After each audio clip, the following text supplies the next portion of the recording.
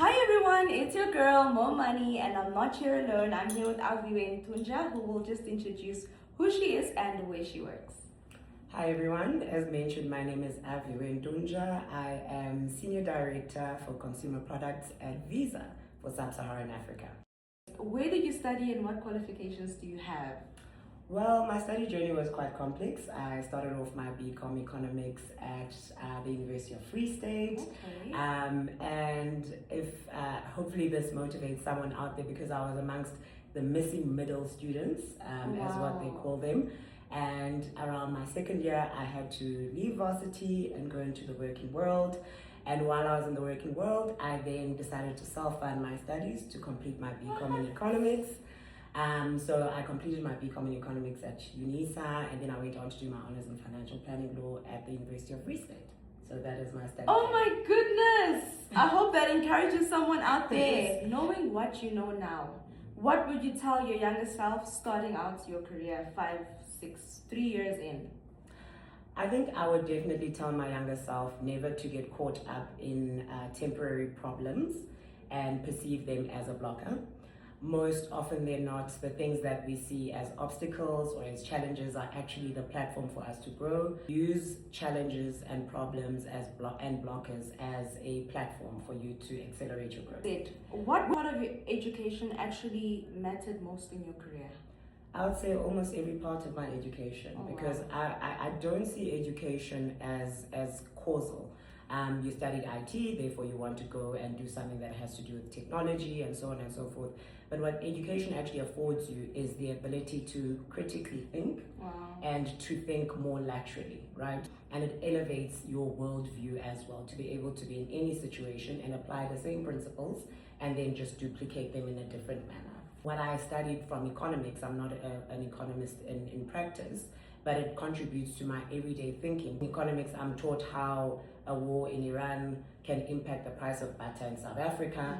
Therefore, it helps me connect the dots, and that connecting of dots helps my systems thinking. It helps my thinking in my day-to-day career, and it's something I can apply in the world of product, which is the world that I operate in now. What are skills that you possess that pay you more than your degree could ever? Most definitely EQ. Without the right level of EQ or the ability to work with people, your success is almost always hampered. I had the pleasure to work with, brilliant minds, with executives, with people who are incredibly qualified, maybe 5 times more qualified than me. But I find that what gives me the edge is my ability to work with stakeholders, my ability to be a good team player, my ability to look at situations and not be emotive about them. That your attitude determines your aptitude, that saying, and it will never get old at all. It's one of the things that you could choose to answer. So the first one is, are you part of South Africa's top 1%? Top 1% means earning an income of more than 3.6 million a year. When did you start earning your first 6-figure salary? 6-figure meaning 100,000 or more. When did you make your first R1,000,000 and how, if you have? So any of the 3 you can answer. I wonder who's going to be watching this. I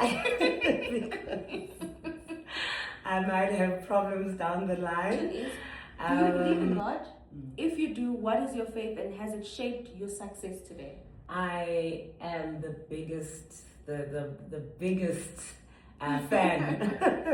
I'm the biggest fan of God. Such a thing. Clock it. Biggest fan, biggest follower. I don't know how I would navigate the world of work or corporate without my faith. My faith has shaped my tenacity. It's shaped my hope and belief in something more for myself. Operating from a place of faith makes you realize that you move in a different covering of grace, where God positions you in a way that even you cannot explain. And I think because I'm very passionate and heavily involved in female leadership programs, what I found is that in those spaces, you find a lot of women of God. You find a lot of that's true, actually. A lot of leaders, industry leaders, industry giants. That's true. They pull their strength, their ability, their faith from God, from Christ, from their Christian walk and their kingdom walk. So I would never encourage anyone more. Please, prayer, faith, and your belief system is what can keep you going in this particular corporate space. Okay, everybody, this is your girl Mo Money. Stay tuned for more content from Aviwe coming up in the next few weeks.